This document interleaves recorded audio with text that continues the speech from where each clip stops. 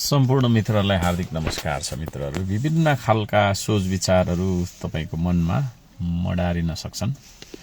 देखेर हाम्रो देशको परिस्थितिलाई, सरकारको स्थितिलाई, सरकारको कदमलाई अहिले धेरैले भन्छन् अव्यवस्थित सुकुम्बासीलाई हटाएर राम्रो काम गर्यो भनेर धेरैले भन्ने गरेको सुन्छु। म तपाईहरु सबैजनालाई के भन्न चाहन्छु भने भोलि यदि तपाईलाई सरकारले हटाइदियो भने त्यो चाहिँ राम्रो हुन्छ कि नराम्रो हुन्छ? अरूलाई चोट लाग्दाखेरि खुच्चिङ पर्यो, ठिक पर्यो भन्ने खालको यो चाहिँ एउटा नेपाली मनोविज्ञानलाई म अचम्म लाग्छ। हामीले परिवर्तन गर्नै पर्छ। यदि त्यो गर्न सकिएन भने हाम्रो समाज रहँदैन।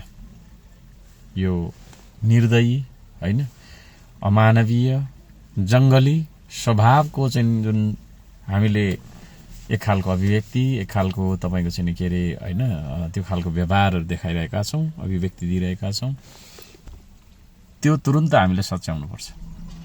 सरकार भन्ने बित्तिकै राज्यको अभिकर्ता भन्ने बित्तिकै राज्यको देशको अभिभावक भन्ने बित्तिकै धनीको पनि अभिभावक, गरिबको पनि अभिभावक, मध्यम वर्गीको पनि अभिभावक, सुकुम्बासीको पनि अभिभावक हैन, गरिब दुखीको पनि अभिभावक, किसानको, मजदुरको पनि अभिभावक बन्न सक्नुपर्छ। मैले भन्न खोजेको कुरा त्यो हो।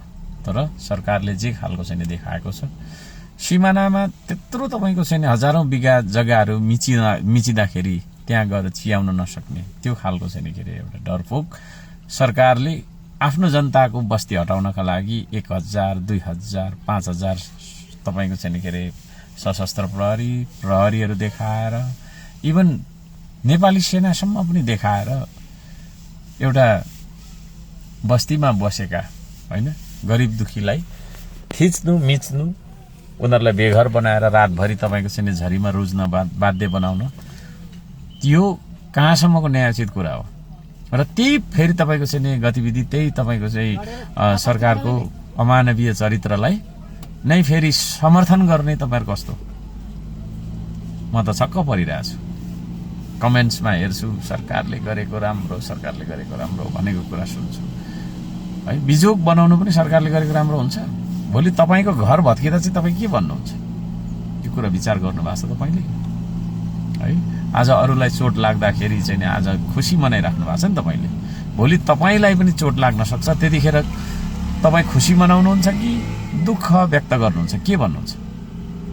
र एउटा सचेत नागरिक भएको हैसियतले, एउटा प्रतिपक्षी दलको नेता भएको हैसियतले, एउटा तपाईको चाहिँ यो देशको उन्नयन, यो देशको प्रगति, उन्नति र शान्ति सुरक्षा चाहने मान्छे भएको हैसियतले मलाई नराम्रो लागेको छ। त्यसो भएको कारणले गर्दाखेरि यहाँहरु सबैजनालाई म भन्न चाहन्छु, मेरो अभिव्यक्तिमा तपाईहरुको असहमति छ होला, हुन सक्छ, होस्, केही फरक पर्दैन। तर हामी सधैँभरि न्यायको पक्षमा बोलिरहन्छौं, म बोलिरहन्छु। यो कुरामा तपाईहरु सबैजनालाई म विश्वास पनि गर्न चाहन्छु।